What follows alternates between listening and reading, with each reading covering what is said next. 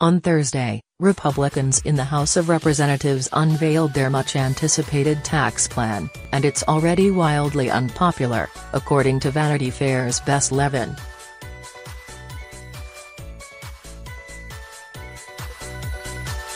The ungracefully titled Tax Cuts and Jobs Act, Levin said, is as ungainly and inequitable as the rushed process to write it.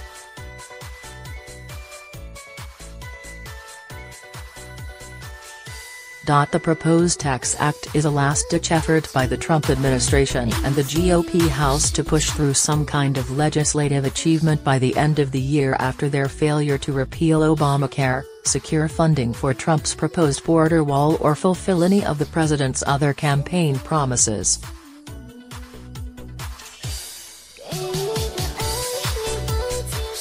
However, like the failed Obamacare repeal attempts that came before it, the Tax Cuts and Jobs Act is a slapdash effort, cobbled together hastily and in secret, then foisted on the public with an urgent deadline, and about as little support.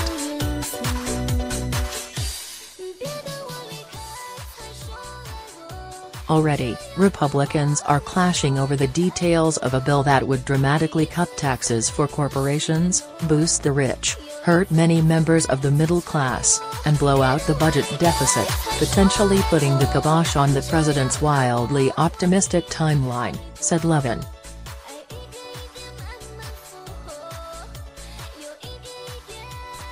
Report advertisement.NBC News said that public support of the plan is underwater, meaning that more people disapprove than approve.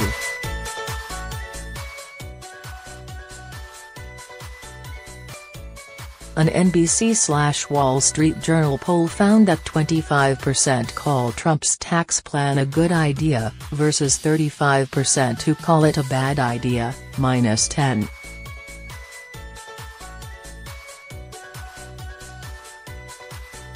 And nearly 4 in 10 Americans, 39%, do not have an opinion.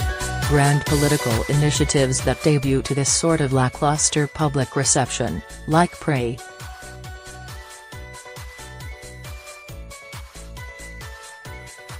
George W. Bush's initiative to privatize Social Security, typically do not, in the end, become laws.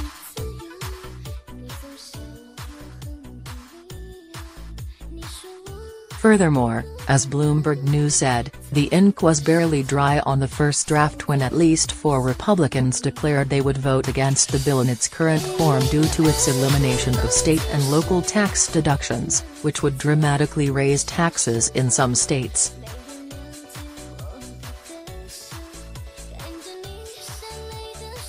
Rep. Thomas MacArthur, RNJ, said that the bill's authors lied to him about capping the mortgage interest deduction rate at $500,000, down from $1 million.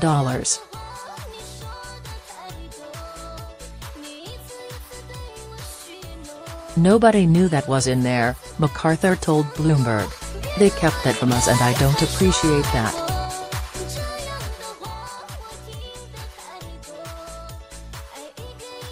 Special interest groups like the National Association of Realtors, the National Federation of Independent Business and Koch brothers-backed Americans for Prosperity have spoken out against various provisions in the bill.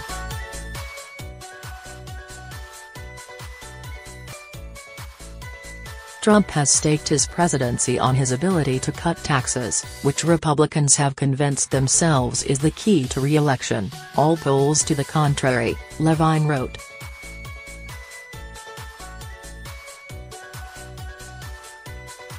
But even if the Tax Cuts and Jobs Act can make it through the House, it may be dead on arrival in the Senate, where Republicans will likely have zero Democratic support.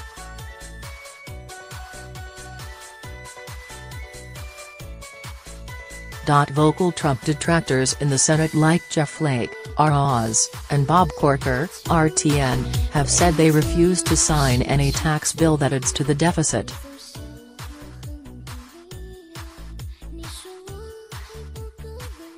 Maine's Susan Collins, Kentucky's Rand Paul and even President Trump's daughter Ivanka have expressed dissatisfaction with aspects of the tax bill.